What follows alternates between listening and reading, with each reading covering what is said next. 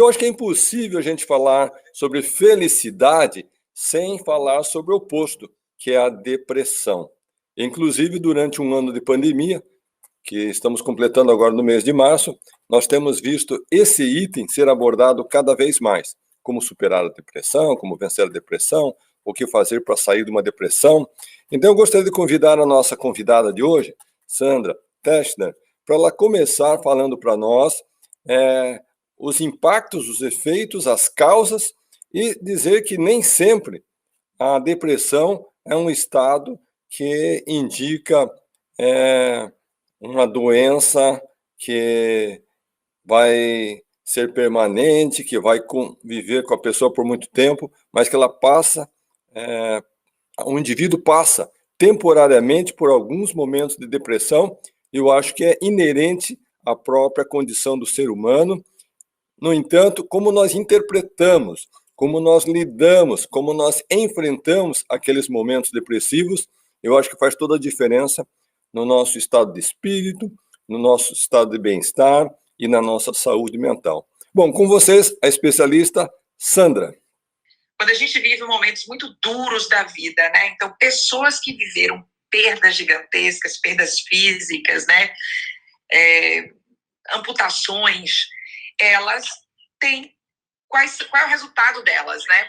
Pessoas que tiveram perdas gigantes, mas têm fé, acreditam, melhor ainda, praticam, elas têm o chamado crescimento pós-traumático em comum com outras, o que liga pessoas diferentes de terem um crescimento pós-traumático, ou seja, viveu as maiores amputações possíveis e depois delas consegue inclusive dizer que são mais felizes daquelas que viveram, né, perdas, né, semelhantes e que não têm esse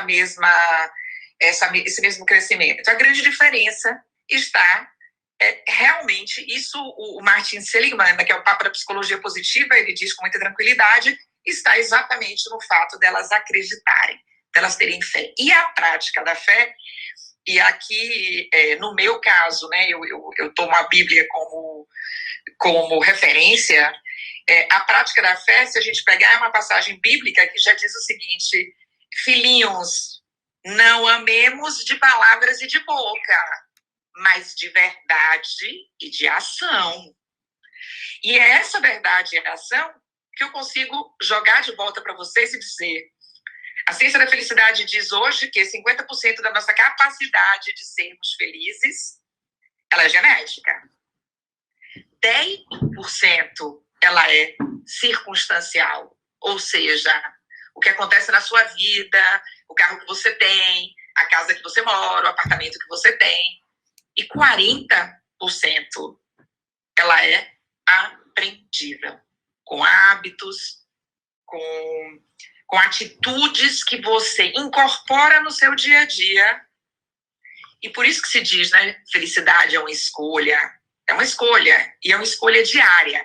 E se a gente pegar a felicidade, essa escolha, ela é baseada em princípios, em essência, em princípios, e não em condições e circunstâncias.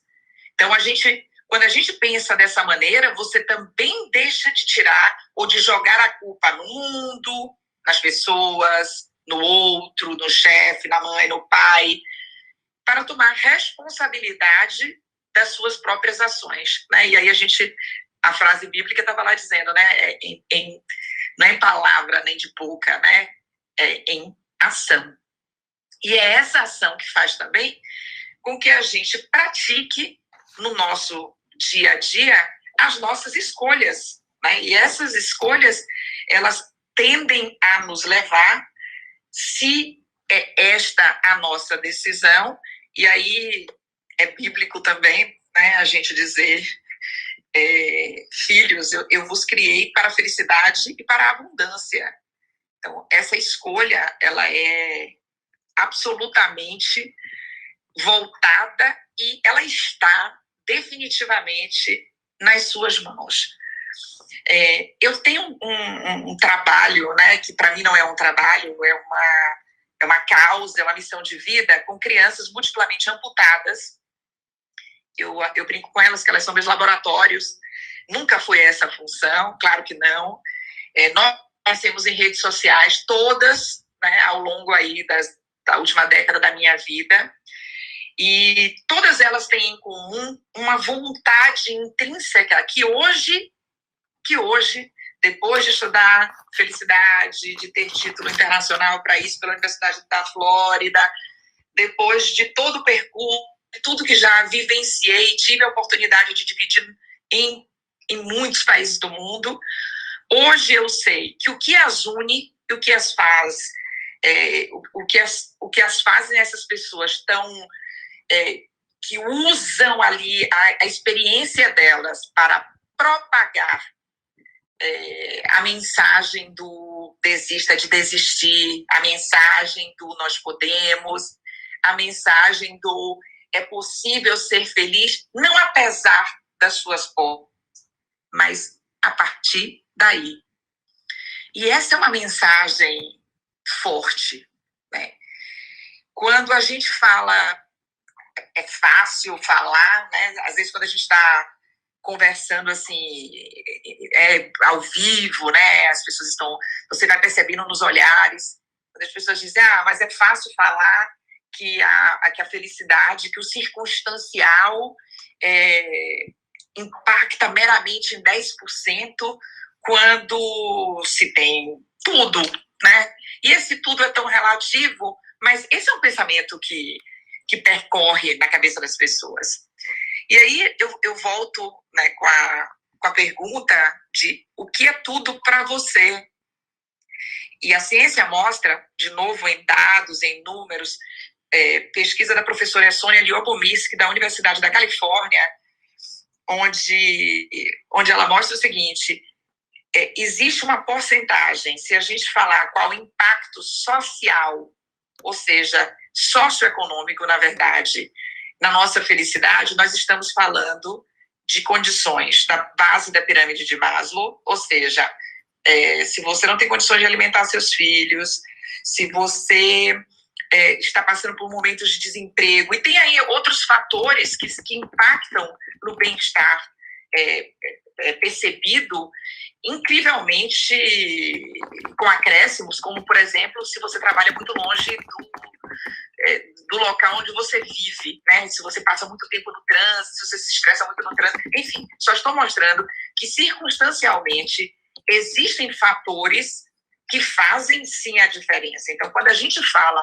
que o impacto circunstancial ele não é tão grande, ele só é em 10%, a gente está falando que a gente tem condições mínimas de alimentação, de dignidade, né, social. E isso, na minha opinião, né, eu faço questão de ressaltar. Realmente a gente está falando de dados científicos.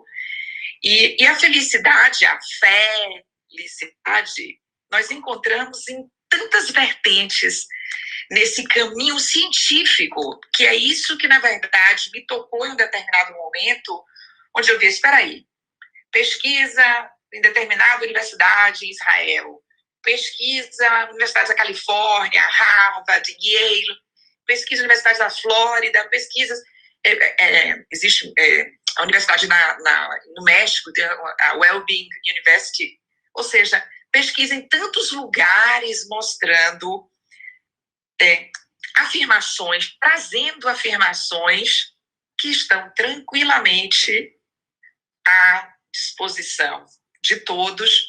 Por exemplo, na Bíblia, e para quem é budista ou para quem tem outras religiões, encontra-se, eu só não tenho propriedade para falar sobre isso porque não tenho conhecimento suficiente, mas existem inúmeros paralelos em outras religiões onde nós vamos entendendo que as mensagens dos seus princípios e valores, eles estão absolutamente conectados com a nossa fé.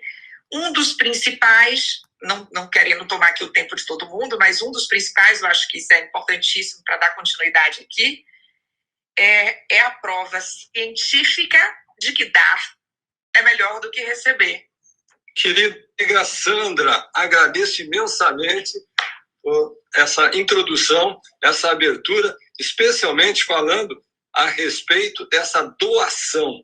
Você está com o palco, Brunet. Bom dia, pessoal. Bom dia, Sandra, Belino, Carlos. Um prazer estar aqui. Eu queria explicar duas coisas que eu aprendi ao longo da vida sobre religiosidade e espiritualidade. Primeiro, a diferença dos dois, né?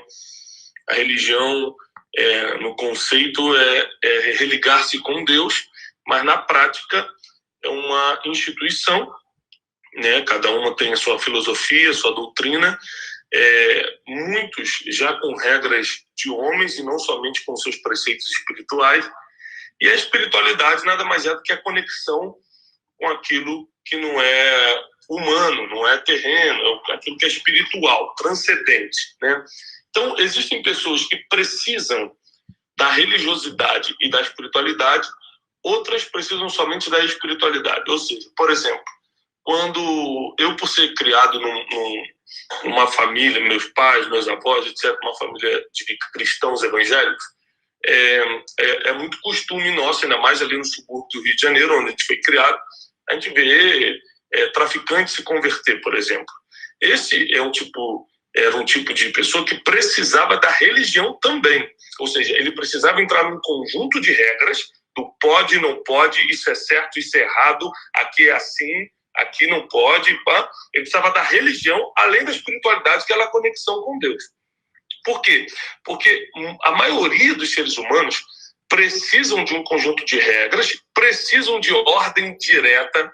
Eu, como empreendedor, tenho dezenas de colaboradores no nosso escritório principal e centenas espalhados pelo Brasil e por outros países. Eu preciso, às vezes, dar uma ordem direta.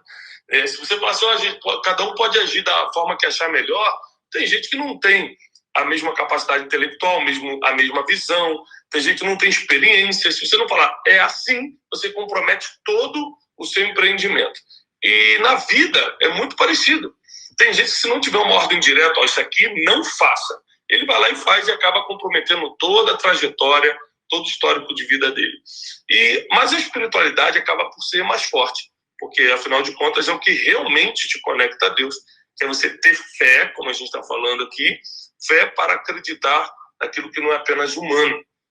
E eu tenho visto que o principal, humanamente falando, eu não quero adentrar na questão religiosa de se eu tiver fé, para onde vai minha alma depois, tal. Eu não quero nem entrar em assuntos espirituais, falando só de naturalmente falando. Um dos principais coisas que eu tenho visto com pessoas aí ao redor do mundo é que a fé te traz sentido de vida. A maioria das pessoas estão buscando sentido de vida, elas precisam acreditar em alguma coisa, depois que conquistaram o que o mundo passou, que era a grande conquista, como, por exemplo, dinheiro, como, por exemplo, uma família, como, por exemplo, o emprego dos sonhos, a viagem dos sonhos, ela percebe que ainda tem 30, 40 anos de idade e já chegou no topo, onde disseram que era o topo da montanha aqui na Terra, e percebeu que não tem sentido de vida. Então, eu acho que, naturalmente falando, a fé, ela traz esse sentido, ela traz esse poder de acreditar. Eu sempre costumo falar para amigos, eu tenho alguns amigos ateus, eu falo isso para eles: olha, por mais que você acredite que Deus não existe, né, uma opção de cada um, acreditar ou não, mas se você agisse como se ele existisse, mesmo na sua cabeça ele não existindo, a vida seria muito mais fácil. Porque, por exemplo, uma das coisas que mais me conforta e me faz passar pelas tristezas e problemas da vida é um versículo que diz que todas as coisas cooperam para o bem daqueles que amam a Deus. E às vezes eu estou numa situação muito difícil e falo: bom, eu não vou me desesperar, porque a Bíblia diz que todas as coisas cooperam para o meu bem, isso vai cooperar, em algum momento eu vou entender, me traz um conforto, me traz um alívio, me dá vontade de avançar. Eu fico imaginando o quão dura é a vida para quem não acredita em nada. Certa vez, Jesus Cristo estava ensinando e se aproximou dele um homem da lei. E a intenção desse homem da lei foi fazer um teste. E ele falou o seguinte: Senhor, desde o tempo de Moisés, nós conhecemos a lei. Está registrado no Antigo Testamento. E nós temos seguido essa lei. E você, o que tu dizes? Quais são os grandes mandamentos da lei? Ou seja, a intenção daquele instruído, daquele doutor da lei, não era de seguir o evangelho, mas sim de testar a capacidade e a resposta do Salvador diante de uma pergunta que é universal. Na vida, afinal de contas, o que é que importa? Como que eu devo me comportar e como que eu devo proceder para eu poder ter uma vida mais digna? E claro, Jesus Cristo sendo o próprio Deus na terra e tendo toda a sabedoria, todo o conhecimento como o Filho de Deus, ele resumiu toda a lei e toda a sequência de mandamentos em apenas 2 orientações. Você deve amar a Deus sobre todas as coisas e amar ao próximo como a si mesmo. Aquele cidadão que fez a pergunta, ainda não contente com a resposta do Salvador, fez a seguinte pergunta de volta: mas, Senhor, quem é o meu próximo, se eu tenho que amar o próximo? E daí nós temos uma das parábolas mais bonitas que o Novo Testamento nos revela. Ela está em Lucas, capítulo 10. É interessante saber que de todo o Evangelho, apenas Lucas registrou essa parábola. Eu vou compartilhar com todos, porque, de fato, ela tem uma sabedoria profunda e tem a ver com tudo que a Sandra fez na sua introdução, sua apresentação, e o Brunet também. Então, vamos lá. Conta a parábola que um certo homem estava no caminho e, de repente, ele foi assaltado. Não somente foi assaltado, como bateram nele, tiraram tudo que ele tinha, deixaram de despojado, caído, e a Escritura diz que ele estava semi-morto. Então, essa era a situação do cidadão. Mas acontece que passou por ali um sacerdote. Agora, vamos fazer aqui uma pausa, gente. Sacerdote, pela natureza do seu chamado, da sua designação, a sua primeira missão é cuidar do próximo. E o que o sacerdote fez? A Escritura diz que ele passou a distância daquele pobre coitado. Em seguida, passou um levita. E aqui nós temos que entender o que significa um levita. Levita era o assistente, o auxiliar do sacerdote. A hora que o levita viu o homem caído no chão, também passou a distância e foi embora. E, em terceiro lugar, passou ali quem? Um samaritano. Agora, para a gente poder entender o contexto dessa parábola, nós precisamos entender quem era esse samaritano e qual era a característica das pessoas de Samaria. Então, o samaritano naquela época, gente, só para a gente entender o contexto da história, era um povo excluído, era um povo rejeitado, era um povo que ninguém queria ter contato com eles. E foi exatamente aquele samaritano que parou e resolveu dar apoio para o homem. De acordo com a parábola, o samaritano curou as feridas, limpou o corpo dele, colocou na sua charrete e levou até uma estalagem.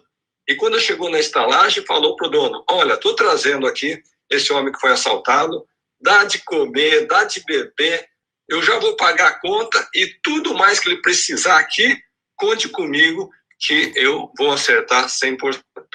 Então, depois o Salvador se voltou para aquele homem da lei e perguntou: me diga uma coisa, quem daqueles 3 que se preocupou e amou o próximo? Foi o sacerdote? Foi o levita? Ou foi o samaritano?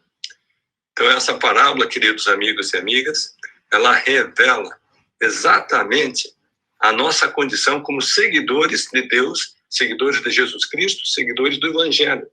Se nós, de fato, queremos ser discípulos do Mestre, nós precisamos ter esse olhar diferenciado para aqueles que estão ao nosso redor, independentemente da sua condição financeira, social, sua condição profissional, sua condição de estudo, sua raça, sua etnia, sua cor de pele, seu ground, não importa. Sabe por quê?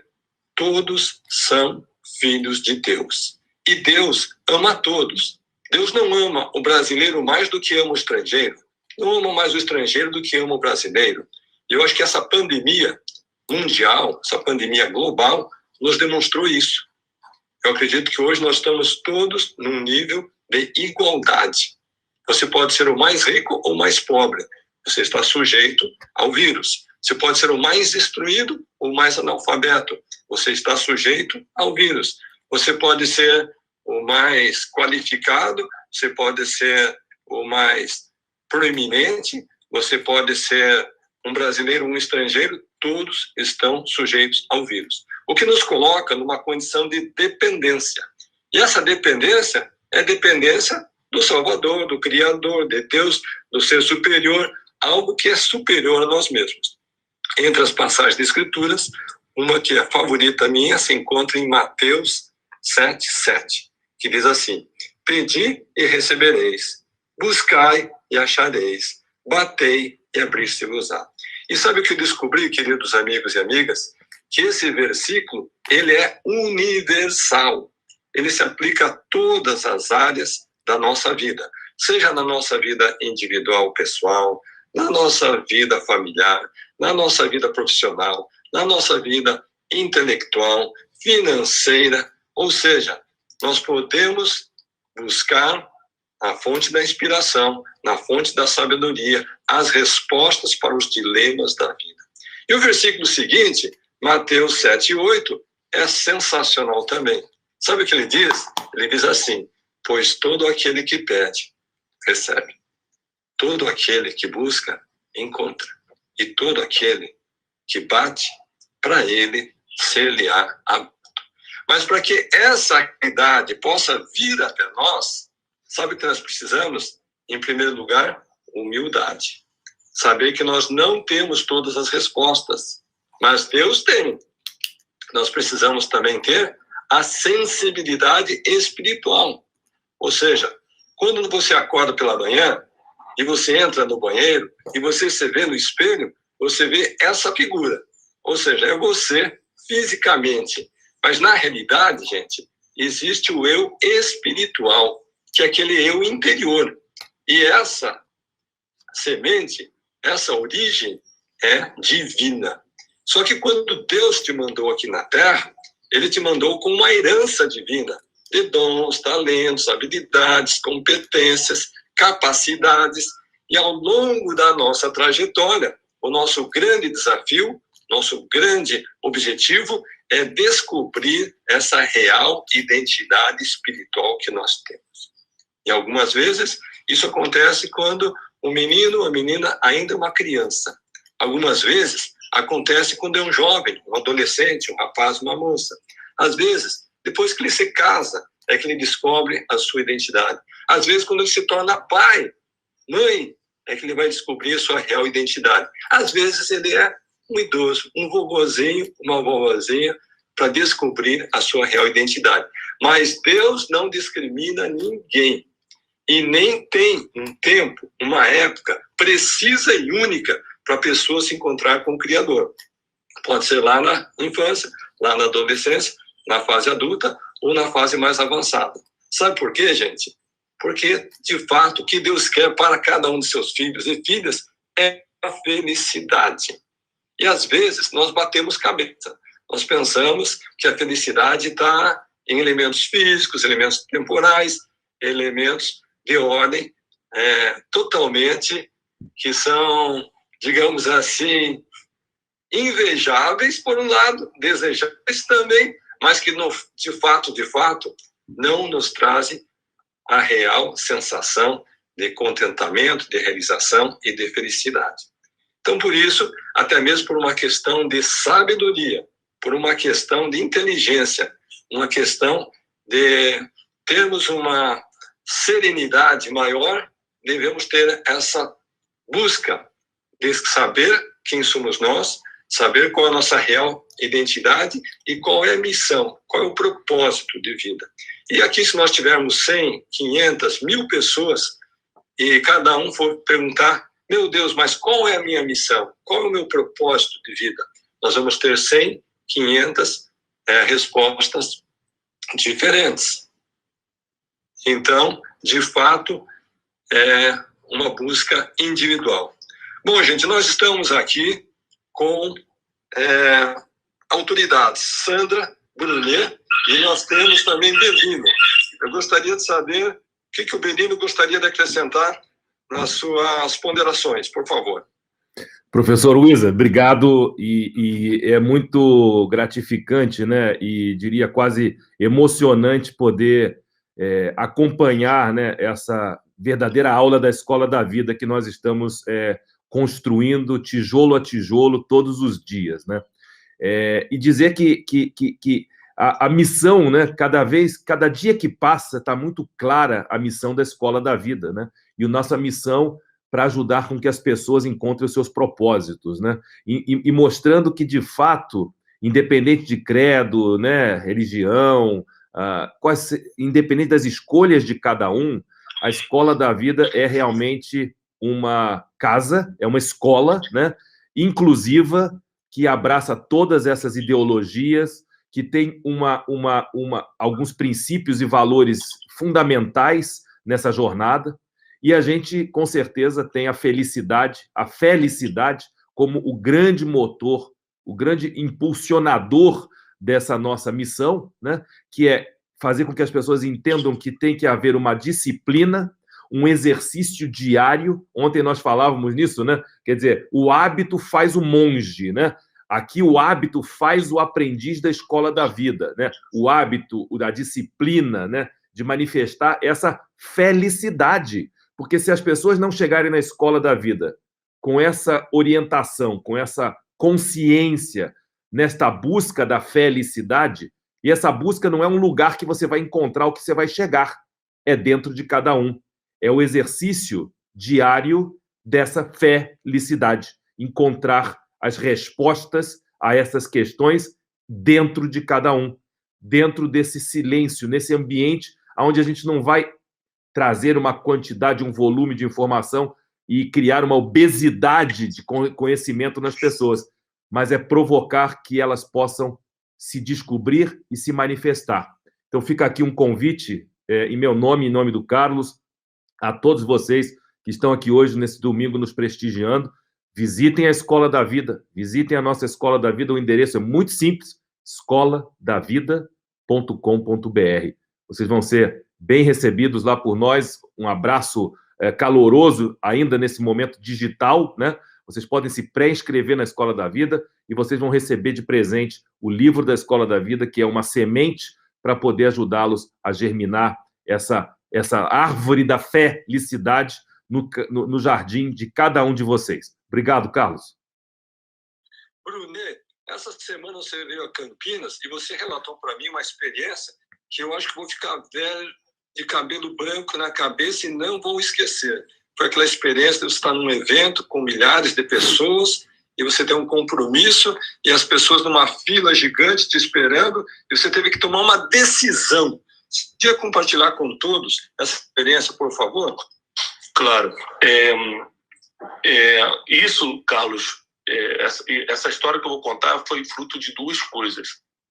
Primeiro, dos ensinamentos do meu pai, né? Todos baseados em princípios bíblicos. E o segundo, de tanto errar na vida, você vai errando, não quer dizer que eu fui perfeito, que eu acertei de primeira, mas de tanto ir errando, a gente acaba acertando depois, porque vai aprender com os erros, né? Então, você que está vivendo algum erro em alguma área da sua vida, saiba que você precisa aprender com eles e não lamentá-los somente. Eu estava num evento no norte do país, para mais de 20 mil pessoas, e eu tinha me comprometido em dormir em casa. Ou seja, eu, morando em São Paulo, eu teria que sair de Belém no mesmo dia para fazer um voo. A gente estava, apesar de estar de um voo privado, eu precisaria sair rapidamente do evento para tentar chegar em casa 11, meia-noite, 2 horas e pouco de voo, 3 horas. Então, quando eu desci da plataforma, os organizadores falaram: Thiago, é melhor você ir amanhã de manhã, porque tem 2.000 pessoas na fila. Eu estava lançando um livro novo naquela época. 2.000 pessoas, você sabe que se for, elas vai enfraquecer as vendas. E imagina você também fazer a filmagem com 2.000 pessoas na fila. Eu olhei para ele e falei assim: só tem um problema. Eu prometi para o meu filho que hoje ele não iria dormir sem a gente jogar videogame. E eu prometi, eu tô com isso na cabeça, eu preciso voltar. Ele falou assim: não, mas a criança esquece. Vamos embora. Ele falou assim: ela pode até esquecer, mas eu dei minha palavra e tem o seguinte: no final da minha vida, nenhuma dessas 2.000 pessoas vai estar comigo. No final da minha vida, você, querido, que é o contratante do evento, não vai estar nem aí para mim. Quem vai estar comigo até o fim é minha família, então eu vou dar prioridade para eles. E peguei o voo naquele dia, voltei. Meu filho já sonolento, a gente não jogou videogame, Luiz. A gente acabou não jogando, mas ele viu que eu voltei para casa, a gente dormiu junto naquele dia, e até hoje ele lembra muito dessa história, né?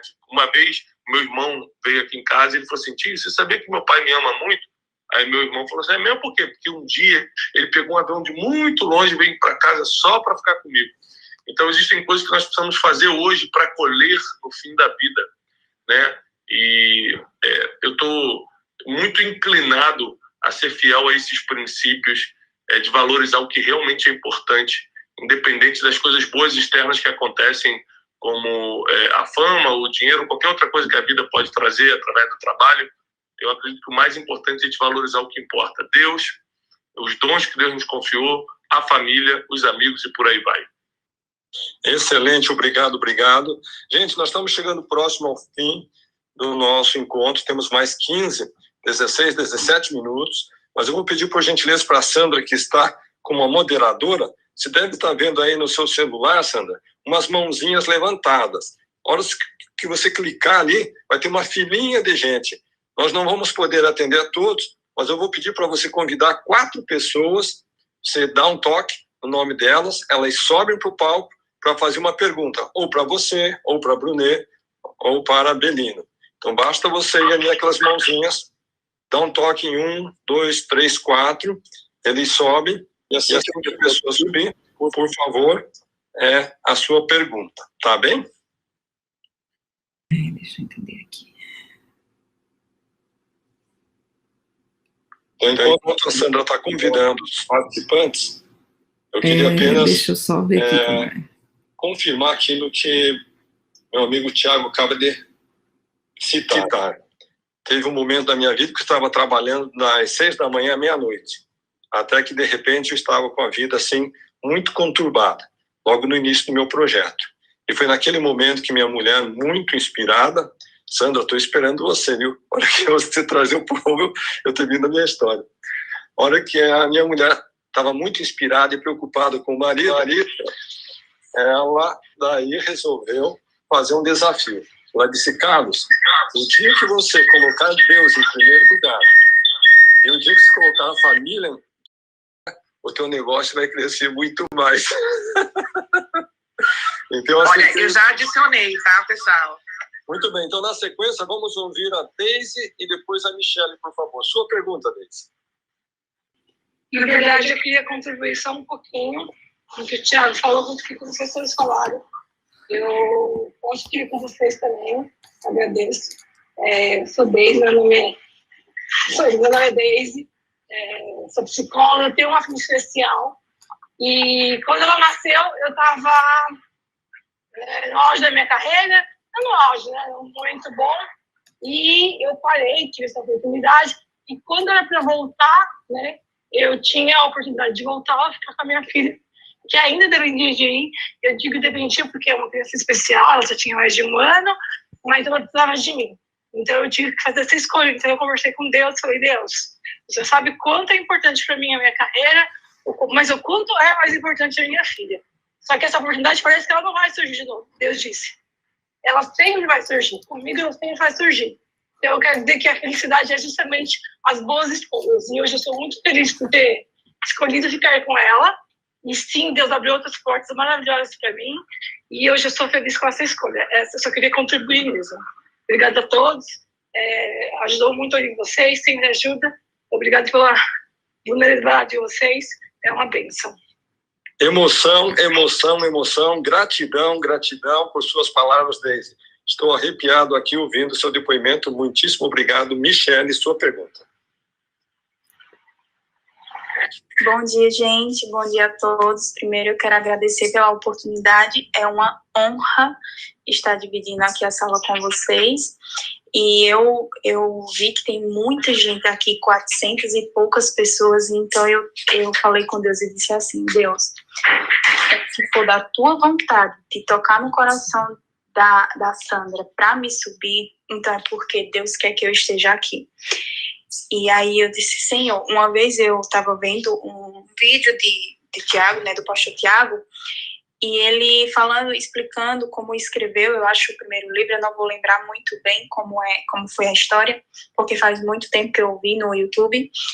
E ele falou assim, quando você estiver de frente com uma pessoa que você admira, você tem que saber o que perguntar, né? Estar pronto para fazer a pergunta certa ou alguma coisa do tipo. E eu falei a Deus, Deus, me diz o que perguntar diante dessas pessoas. E Deus toca no meu coração para perguntar a vocês, quando eu sei que aquele propósito é para mim, na minha vida, eu tenho o desejo, o sonho de trabalhar assim com a internet. E eu fico me perguntando muito, muito, muito sobre Jesus, o que é de fato para mim? Isso é para mim? E esses dias eu pedi um sinal. Eu perguntei a Deus, se for da tua vontade, vai subir mais um inscritinho aqui no meu YouTube. Deus foi lá e me deu 2. Só que a gente ainda é incrédulo às vezes e fica, Jesus, será que é para mim? Então, quando você tem a certeza que é de Deus, eu queria que vocês respondessem. Muito obrigada. Brunet, Sandra, Benino, quem que responde? Michele? Oi, tá aqui. Bem, quando você tem a certeza, quando você entra no aqui, onde você mesma contextualizou, tem 400 pessoas, a Sandra tocou no meu nome, eu pensei nisso, e é uma coisa que está fazendo significado na sua vida, né? Então, no momento em que você muda o parâmetro do desejo, do sonho para uma ação, você já está respondendo a sua própria pergunta.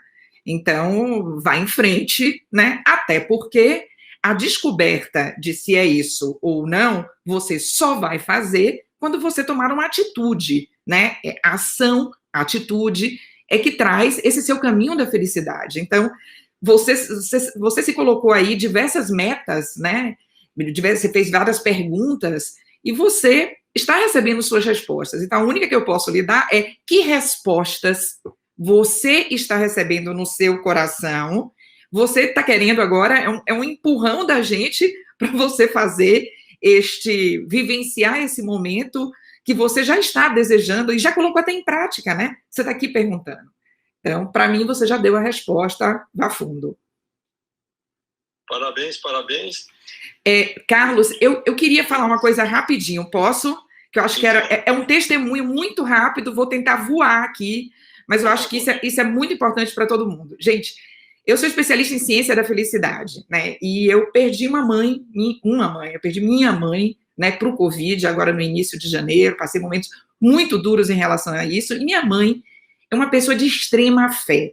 Ela, inclusive, dizia para mim todo dia, filha, você foi buscar na ciência para comprovar a abundância e felicidade de Deus. Bem, minha mãe, o local onde ela mora, a igreja foi ela que construiu, minha mãe não era minha mãe, é a mãe de inúmeras pessoas, e eu vou conhecendo cada dia mais pessoas que eram filhas da minha mãe, e a lagoa do local que ela mora virou o nome dela, mas enfim, eu quero chegar num momento, né, que a ciência da felicidade, o que ela me prova, é que quanto mais eu pesquiso, eu vivencio que na prática, quais são as regras número 1 para você ser feliz? Doação, já falamos aqui. Regra número 2, gratidão. Bem, ela é grande, a gente não tem tempo para isso, mas a gente volta e volta novamente para princípios e valores que a nossa fé nunca negou para a gente.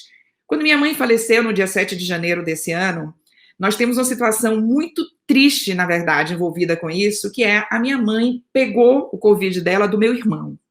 E o meu irmão também é uma pessoa de muita fé, né? Minha mãe é formada em teologia, é ministra da igreja, a missa de 7º dia dela foi na mesma capela, onde a última missa realizada foi ela quem realizou. E naquele momento ali, eram os momentos finais, ela já tinha teoricamente tido uma morte cerebral, e meu irmão chorando muito, com o psicóloga do lado, com assistente social, ele olhava para mim e dizia assim, baixinho, ele gritava com os olhos, dizendo, mãe, perdão, eu te matei. E eu estava com meu celular na mão, porque eu pensei, meu último momento com minha mãe, eu vou colocá-la para ouvir músicas que ela amava com meu pai, porque é esse o caminho que eu entendo, é esse o caminho que eu enxergo, né? Então ela está indo para junto de meu pai, e E aquele momento todo eu estava com o celular na mão, vocês vão entender porque que isso é importante. E então, neste momento, meu irmão diz, mãe, perdão. E minha mãe cai uma lágrima do olho direito dela, e eu estou com o celular na mão e capto essa lágrima numa foto. Eu posso dizer a vocês, muito emocionada, que essa foto mudou a história, não só da minha família, como de muita gente. A lágrima de minha mãe, que eu não sei, a lágrima, em princípios bíblicos, ela tem a ver com a misericórdia. E misericórdia significa, o miser vem de perdão e córdia, coração. Perdão do coração. Então, enquanto ela morria, e um filho gritava, perdão, mãe, a lágrima dela dizia, ô filho, perdão de quê? Você foi um filho tão fantástico. Para com isso. Vai viver adiante. Muito obrigada. Sandra. Quem está emocionado agora sou eu. E as lágrimas correndo na face. Eu acredito que você sensibilizou todos nós. Obrigado. E eu sei que você é uma grande autora, escritora.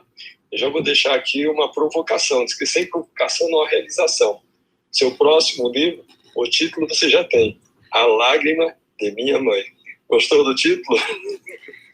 Estou muito emocionada, claro, mas gostei muito. Muito obrigada, gente. Queridos amigos, queridas amigas, essa é a Escola da Vida. Lições práticas do dia a dia que nós vivenciamos e compartilhamos com pessoas iluminadas como vocês, que estão aqui em busca de sucesso, mas, acima de tudo, em busca da felicidade. Eu vou dar algumas tarefas de casa para todos aqui. Quem não está seguindo a Sandra, vai lá no Instagram dela, no Facebook, começa a seguir, porque ela é uma pessoa brilhante e tem muito conteúdo para compartilhar. Eu acho que todo mundo já está seguindo o Brunet, então não precisa seguir 2 vezes, né, Brunet? Mas entra lá, quem não está seguindo, segue o Brunet, Benino, e nós abrimos a plataforma Escola da Vida Global. Então, a tarefa de casa que vocês vão ter hoje vocês vão entrar lá no Instagram, Escola da Vida Global, e a tarefa de casa, vocês vão anotar ali o que vocês aprenderam, o que vocês sentiram, o que tocou o seu coração, seu sentimento, seu íntimo, no nosso encontro de hoje. Hoje domingo, um dia muito especial, um dia sagrado, que nós reservamos esse tópico, porém amanhã o nosso horário volta ao horário habitual, 5h55 da manhã. Obrigado pela participação de todos. Belino, suas considerações finais, por favor. Professor Carlos, obrigado. Enfim, não tenho, de fato, palavras para expressar toda essa emoção e dizer que, enfim, que alegria que é realmente poder fazer parte desse projeto, desse movimento, né, em prol da felicidade das pessoas e principalmente da nossa, né?